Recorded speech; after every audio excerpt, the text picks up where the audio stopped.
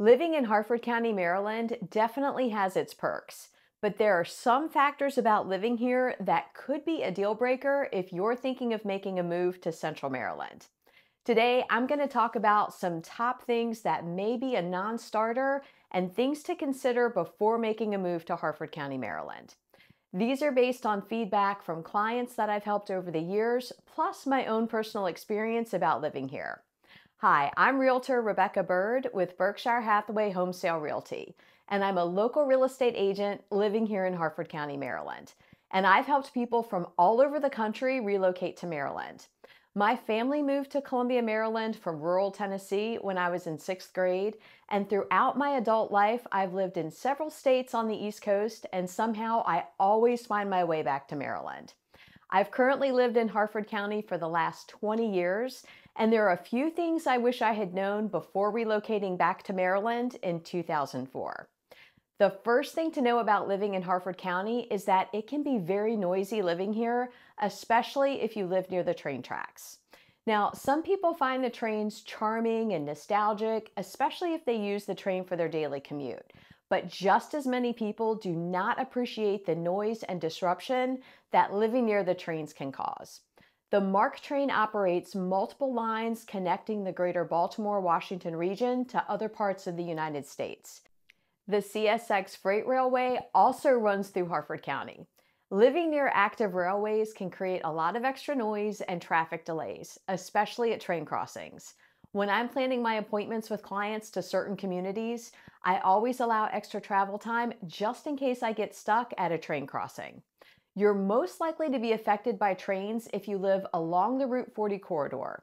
This includes communities in Havre de Grace, Aberdeen, Edgewood, Joppa, and into Baltimore County. Other parts of Harford County, like Bel Air and Abingdon, are less likely to be affected.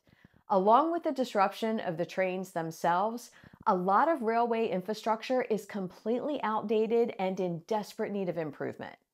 After several delays, the Amtrak Susquehanna Bridge project to replace the current two-track rail bridge built in 1906 is set to begin construction in 2026. Today, over 100 trains cross the bridge daily, and the bridge is not equipped to handle high speeds. There's a swing span that can only be opened manually, taking up to 30 people to allow marine traffic to pass. It's estimated that this bridge replacement could take up to 10 years or longer for the Susquehanna Bridge project to be completed. Congestion is another factor to consider when moving to Harford County, Maryland. In comparison to other parts of the state and other major cities across the country, traffic in Harford County may seem like a breeze. But as more people are moving into the area, growth and development are major factors to consider in Harford County. Along with the traffic comes more congestion. Many of the communities were designed when the population was much less, and they're not equipped to handle the number of people living here today. Development is simply outpacing the current infrastructure, and it can cause major headaches and delays when doing everything from traveling to work every day to running errands on the weekends. Everything from strip plazas to fast food restaurants, gas stations, and new housing developments are being constructed. And this is also causing even more delays as there's construction and roadwork being done. Ironically, one of the more appealing things about living in the congested areas like Bel Air is the convenience of having the abundance of shopping and dining options at your fingertips. So there's definitely more rural areas of Harford County to consider so that you don't have to deal with the overcrowding and congestion, as long as you don't mind driving further distances to work and for everyday amenities like restaurants and grocery stores. Harford County is perfectly situated between the Baltimore metro area and Wilmington, Delaware, providing easy access to major commuter routes. Just keep in mind that you will not be the only one on I-95 or Interstate 695 during rush hour traffic trying to navigate road construction and accidents, and the commute times can be a deal breaker for some people. The collapse of the Francis Scott Key Bridge in March of 2024 further complicated traffic conditions in the greater Baltimore metro area. Another factor that may be a deal breaker for you and your family moving to Harford County, Maryland, is that the quality of schools can be a hit or miss, and the difference between a hit or miss can be drastic. While there's some great schools located throughout the county, Many of them underperform compared to national and state averages. Fair housing laws prohibit me from saying whether a school is considered to be good or bad, just like I'm not allowed to say if a neighborhood is considered safe or not, since most of that is subjective and based on personal experience.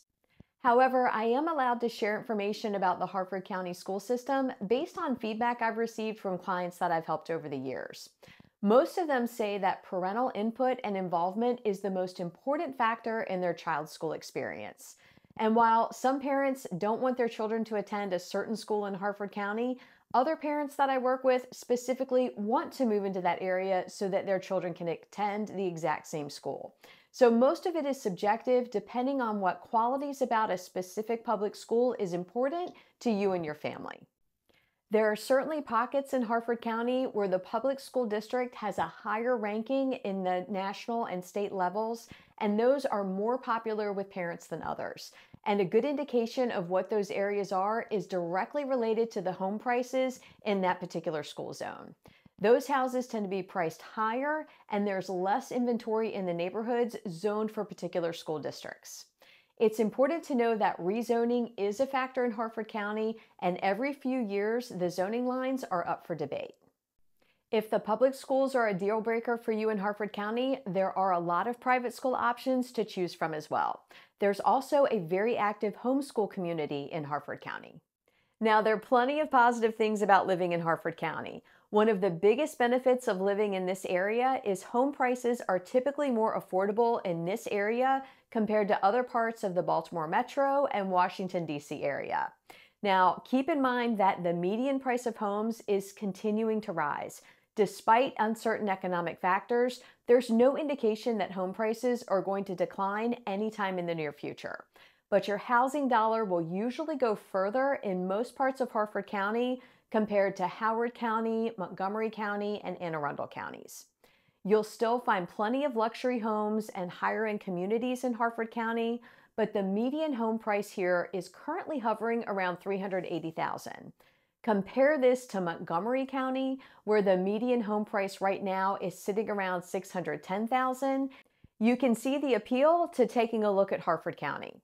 This also provides an opening in the market for many first-time homebuyers and people moving to the area from other states who experience sticker shock in Maryland compared to where they're currently moving from.